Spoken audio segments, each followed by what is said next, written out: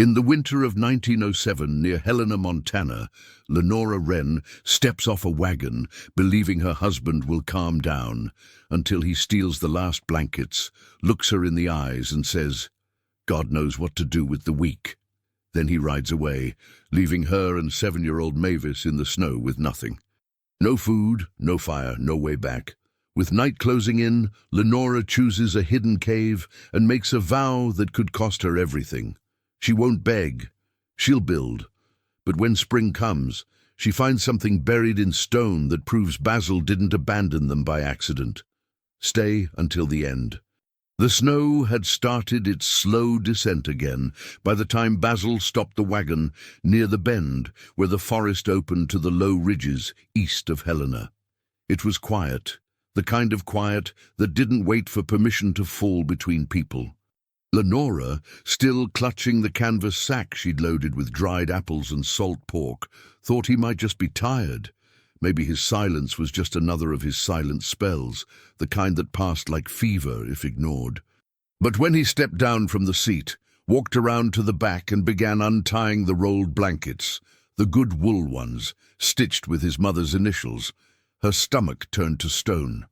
"You'll need these more than me," he muttered, eyes on the straps. "There's no use carrying what ain't coming with me." She didn't understand, or maybe she did, and her body just refused to accept it. Mavis asked something about supper, but Basil didn't answer. His face was granite. Then he said it. Not shouted, not spat, just said, as if reading a line from a church ledger, "God knows what to do with the weak." Then he climbed back up, slapped the reins and was gone. No argument, no pause. The wagon tracks disappeared almost instantly in the gathering snow, but Mavis stood where they had been, staring at the blank space like a spell had frozen her there. She held the top of her patched coat with one hand, as if it might disappear too. Lenora didn't speak. What was there to say? That it wasn't their fault? That Basil was broken in some private, untouchable place? Words would crack into pieces in that wind, and anyway they had minutes, maybe less, before the cold settled in for good. She dropped the sack, scanned the ridgeline, and spotted it, a slanted seam in the rock face just above the bend. It wasn't much. Likely no deeper than a cellar. But if it blocked the wind, it was worth crawling into. She bent to grab the sack again, looked down at her daughter. "We go now," she said, without sharpness, but without room for question. Mavis nodded once, no protest, no tears. She was learning fast. The two of them climbed toward the outcropping as the snow thickened. Lenora didn't look back. If Basil turned around, unlikely, she wouldn't give him the image of her waiting. Not now, not ever. The opening in the stone was no bigger than a woodshed. Shallow at first, then curving inward like a hunched shoulder. Lenora pressed her palm to the inside. Damp, but still. No gust. That was enough. She spread one blanket on the floor, set the other aside, and motioned for Mavis to come in. "Sit." "Legs crossed," she instructed, her voice softer now. Mavis obeyed, eyes still wide. Lenora opened the sack, counted the contents aloud. 3 apples, bit of pork fat, the hard bread, 2 tin cups. Naming things gave them power, made them more real. "I'm not hungry," Mavis whispered. Lenora placed a hand over her daughter's and left it there. "You will be." Then she unwrapped the folded linen, where she'd hidden 4 matches from Basil months earlier, back when he started praying more than ploughing. Only one was still dry. She knew better than to use it now. One night without fire would have to be endured. They curled together under the last blanket, and the cold clung to their backs like memory. Mavis pressed her face into her mother's chest and murmured, "Are we poor now?" Lenora exhaled slowly, measuredly. "Poor is not knowing what to do when you lose everything," she said. "We still know."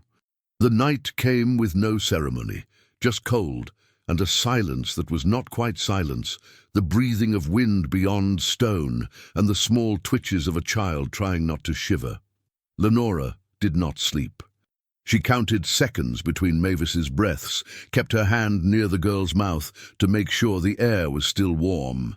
Outside, a branch cracked in the snow, and Lenora flinched, her heart jerking in her chest like a pulled rope. She waited. Nothing came, not man, not beast. Only that awareness that tonight the world would not forgive mistakes. She tried not to think of Helena, barely 15 miles west, where light still glowed from the stained glass windows of St. Peter's Cathedral.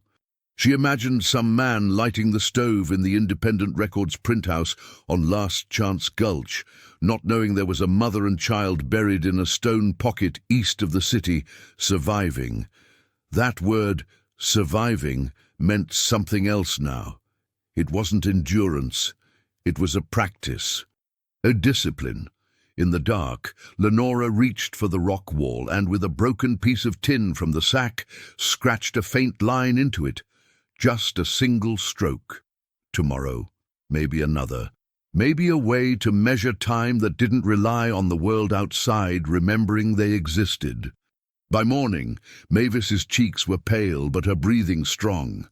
She opened her eyes and looked at her mother, then at the rock wall, where the faint line caught what little light filtered in. "Did you write our names?" she asked, her voice husky. "Not yet," Lenora replied. "Today we earn that right." She forced a smile and sat up slowly. Her back ached, knees stiff, but she stretched until the pain became motion. She reached into the sack, broke off a piece of the dry bread, handed it to Mavis. The child chewed without protest, knowing it was more ritual than meal. They needed heat. They needed more than hope. Lenora stood, ducked outside for just a second to scan the woods. She noted the slope, the drift patterns, the way snow collected near the tree line. If they needed branches later, she'd know where to go. Inside again, she turned to Mavis. "Rule 1, she said. "You only cry if the cave is falling. Rule 2, no movement without a reason." Mavis nodded, serious as church. "Rule 3, she asked. Lenora paused, then touched her daughter's cheek. "We keep each other warm. No tears, no cracks." And so they began, not as refugees, not as victims, but as two living souls building something where nothing had been meant to last. Lenora scraped bark from the inner wall and tucked it beside the last apple core, planning for a spark not yet lit. She watched her daughter carefully stack small stones along the edge of the blanket, not for defense, but for order, for sanity.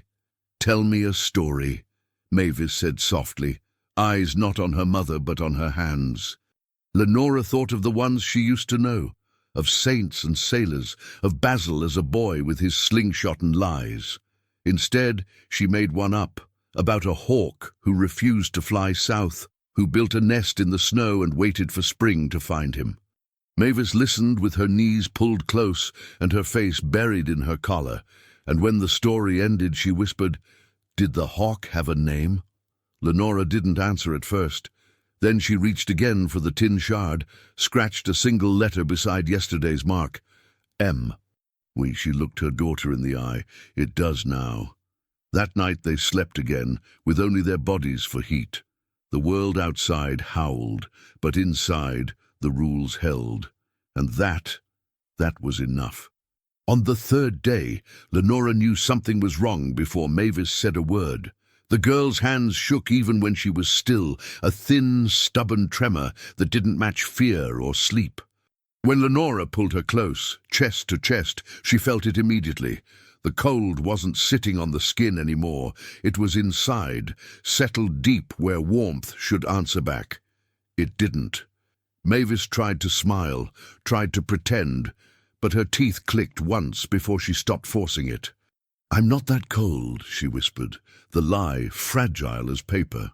Lenora didn't argue. She wrapped her arms tighter and counted breaths again, slower this time because panic wasted air. She thought of Helena, of the pot-bellied stoves she had scrubbed around at boarding houses near Last Chance Gulch, of heat taken for granted. None of it mattered here. What mattered was the truth pressing against her ribs. If she didn't make fire today, she would lose her child, not tomorrow, today. She set Mavis down gently, told her to keep still, and picked up the stones she'd been saving, the ones with sharp edges that bit into the palm. "Watch," she said, more for herself than the girl. "Just watch." Mavis nodded, eyes glassy but focused, and Lenora began. She scraped stone against stone until the motion burned into muscle. Her hands split open where the skin was already raw, and blood darkened the fibers she'd peeled from bark the night before. She remembered a man outside Helena once showing Basil how to strike flint, remembered Basil laughing and saying it was useless knowledge now. The memory fueled her anger, and anger kept her moving. "Again," she muttered when nothing happened. "Again." Mavis whispered encouragement between shallow breaths, counting strokes the way Lenora once counted stitches. The first spark died. The second did too. Lenora swallowed the urge to scream. She adjusted the angle, changed pressure, slowed down. When the spark finally caught, it was almost nothing. A faint glow, a whisper of smoke curling up like proof of life. Lenora leaned over it, shielding it with her body, coaxing it the way she once coaxed Mavis through sickness as a baby. When the flame rose, no bigger than a coin, she pressed her forehead to the dirt and cried without sound. Not relief, resolve. Fire meant time. Fire meant choice. She fed it carefully, piece by piece, until it held. Mavis reached out, palms trembling, and Lenora guided them closer. "Not too near," she said softly. "This one's small, we don't scare it." The fire changed how Lenora thought. Survival stopped being a single moment and became a chain of decisions. With heat, she could think beyond the hour. She left Mavis wrapped near the flame and went out twice a day, marking her path with broken twigs so she wouldn't wander. She learned quickly what worked and what wasted energy. A snare tied wrong meant nothing. A snare adjusted meant food. When she finally lifted a limp grey rabbit from the line, she didn't celebrate. She closed her eyes and said thank you, not to God, but to the animal itself, then worked fast. She boiled bones in a tin cup for broth, dried thin strips of meat near the fire, and stretched the skin flat with pegs carved from bone. Mavis watched everything, silent and serious, asking questions only when they mattered. Why the bones? For tools. Why dry the meat? As our hunger doesn't surprise us. Together, they built a raised bed from branches so damp ground wouldn't steal their heat. Lenora showed her how to knot cord from twisted fiber, how to stack fuel by size. It wasn't play, it was education, and Mavis learned. Days passed, not marked by dates, but by improvement. The curtain Lenora hung at the cave's mouth held back the wind better than she expected. The bed kept them dry. The fire stayed alive. Mavis's shaking eased slowly, like a tide pulling back. One afternoon, as Lenora repaired a snare, Mavis crouched near the entrance and pointed at the snow. "That one's old," she said, tracing a faint print. "That one's new." Lenora looked, surprised. "How do you know?" Mavis shrugged. "The edges." Lenora nodded, pride swelling in a place she hadn't let herself feel. They were becoming something else out here, not desperate, not waiting. That night, they ate broth thickened with fat, and Mavis asked if they would ever go back to town. Lenora stirred the pot before answering. "Maybe," she said, "but not until we're ready." Mavis smiled then, just a little, the first real smile since Basil left. Lenora watched it like proof of a promise being kept. Fire made routines possible, and routines made fear manageable. Lenora set rules that stuck: fuel first, food second, rest third. She made Mavis repeat them until they were automatic.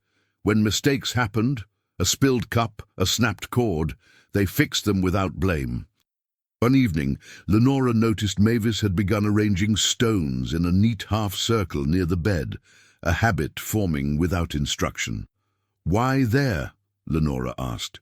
Mavis thought, "So I know where I am when I wake up." Lenora didn't correct her. Orientation mattered. Sense mattered. That same night, as Lenora cleaned the rabbit skin with careful strokes, she told Mavis stories, not fairy tales, but real ones, about women she'd known who kept families together with nothing but discipline and stubbornness, about winters that didn't win. Mavis listened, chin on her knees, eyes reflecting firelight. "Did they have fires?" she asked. Lenora smiled. "They learned how." The fire crackled low, steady, alive. It wasn't large. It didn't need to be. It was enough. By the time Mavis's strength returned fully, Lenora realized the truth she hadn't dared say aloud. They weren't just alive. They were stable. The fire no longer felt like a miracle. It felt like a responsibility. Lenora fed it with care, never more than it needed, teaching Mavis to respect it. "Too much burns fast," she said. "Too little dies." The girl nodded, solemn. When Mavis laughed one morning, really laughed, at the sight of Lenora's soot-streaked face, something inside Lenora loosened. She laughed too, surprised by the sound. It echoed briefly, then settled. She reached out and brushed ash from her daughter's cheek. "We did this," she said. "Not loud, not proud, just true." Mavis leaned into her and whispered, "The fire likes us." Lenora kissed the top of her head and looked at the small, steady flame. It wasn't warmth alone it gave them. It was proof. Proof that hands could learn, that fear could be answered, that a single spark, carefully guarded, could carry a whole life forward. By the time the ice began to pull away from the cave walls, receding like a tired breath, Lenora knew the season had shifted. Not fully, not yet, but enough for danger to change shape. It was no longer a question of frostbite or fire dying in the night. Now it was about what waited after. The sun filtered more often through the cracks, and Mavis no longer woke coughing from the cold in her chest. They'd survived the worst, but that survival came with a toll, the realization that they couldn't stay here forever. Not in a cave, not hiding from the world that still spun beyond the stone, but moving forward wasn't freedom. It was risk. "If we go back," Lenora murmured one morning, tying her hair back with a strip of rabbit hide, "we do it on our own terms."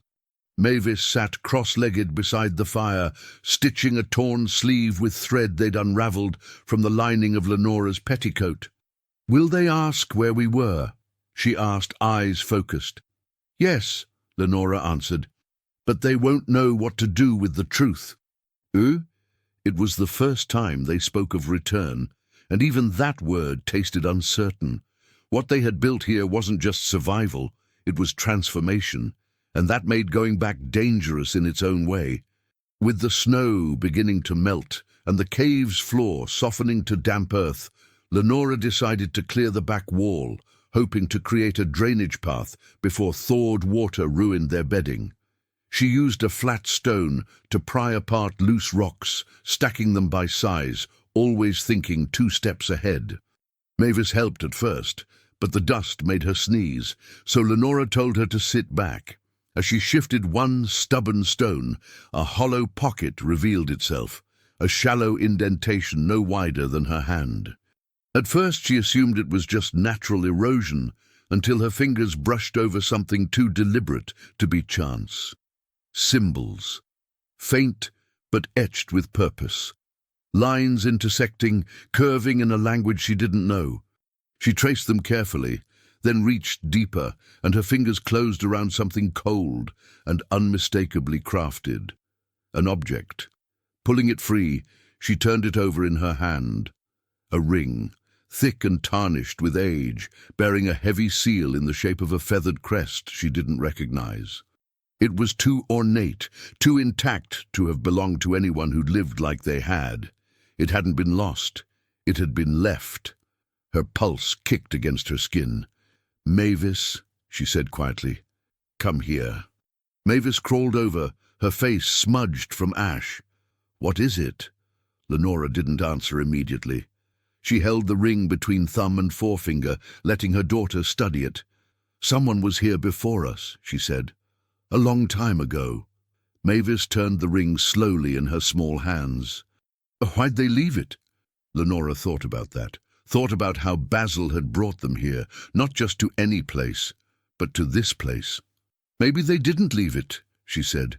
Maybe they were taken. Mavis looked up. Do you think Papa knew? Lenora didn't answer. Her silence was enough. She took the ring back and wrapped it in a scrap of muslin, placing it beneath the bed of stones where they kept their kindling dry.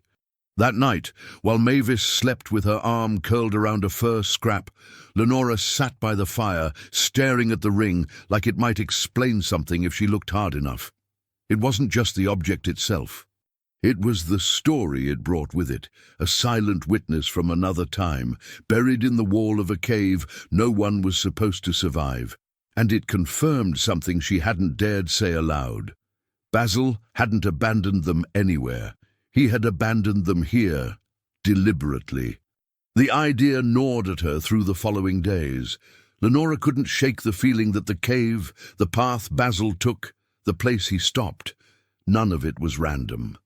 He had ridden this route often, when hauling supplies between Helena and the trading post near the Missouri, where Frenchy Duval still ran freight through the River Freeze. He knew the terrain, the old mail routes, the mining paths that cut behind the newer homesteads near Rimini.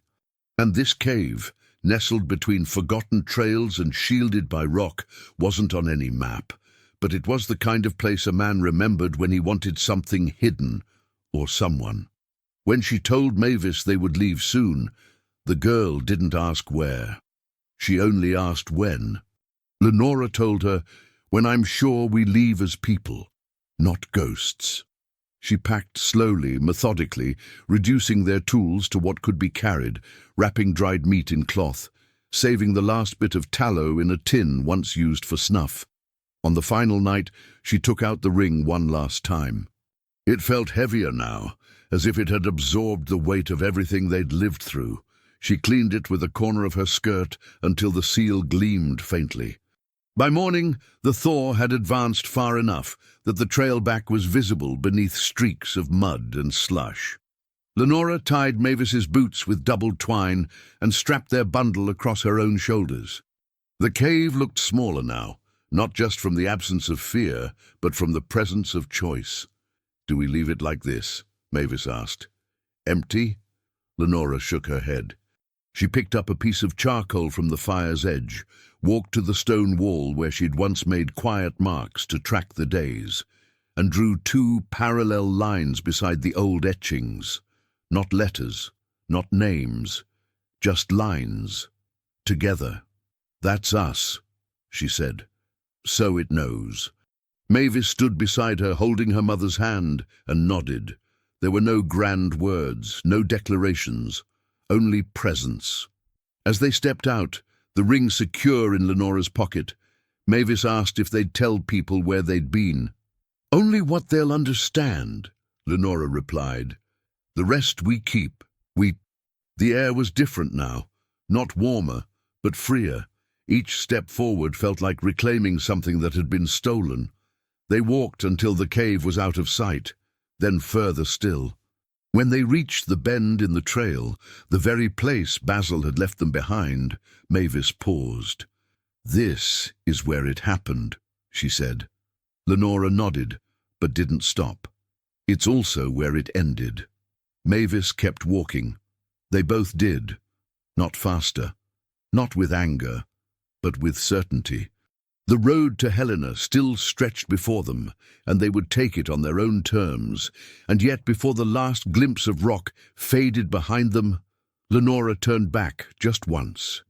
She walked to the same outcropping where the cave mouth still hid behind thawing branches, reached out with the edge of her flint knife and carved something low into the stone where no stranger would think to look. 2 shallow lines, side by side. No date, no initials, just presence, just proof. Then she whispered the promise she'd made on the first night fire had held. "No one will take you from me." The cave had not been a grave. It had been a forge, and they were not leaving as beggars. They were returning as something harder to name and harder still to break. What did this story make you feel or remember? Tell us in the comments. We read everyone. If you enjoyed it, please subscribe and leave a like. We craft each story with care and time, and your support helps us keep bringing you meaningful, heartfelt videos. Watch another story on the channel next.